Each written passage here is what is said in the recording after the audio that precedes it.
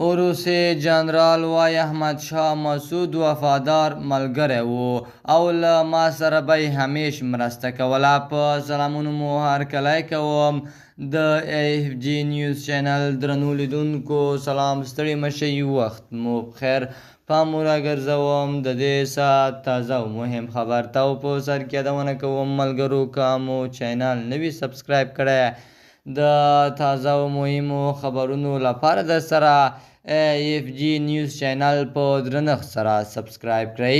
د سلواغې شپږیشتمه یا له افغانستان څخه د پخواني شوروي اتحاد ځواکونو د وتلو 15 کلیزې په مناسبت په افغانستان کې د شوروي اتحاد ځواکونو عمومي قومندان جنرال بوریس ګورموف تاس خبري اژانس سره په خبرو کې ویلي روسیې له قومندان احمدشاه مسعود سره نږدې اړیکې لرلې او په خبره یې ښاغلی مسعود د خبرې سړی و او کله به یې هم چې ژمنه وکړه نو په هغې به ودرېده.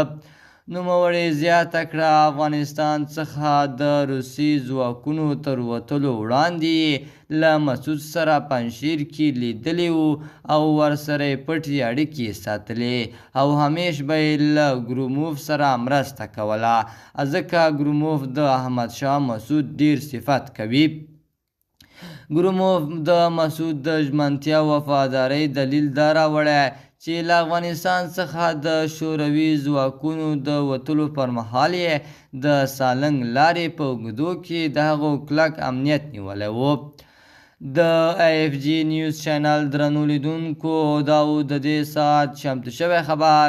د نورو تازه او مهمو خبرونو لپاره در سره اف جی نیوز چینل په درنښت سره سبسکرایب کړئ. تر بیا ښې چارې د الله په امان.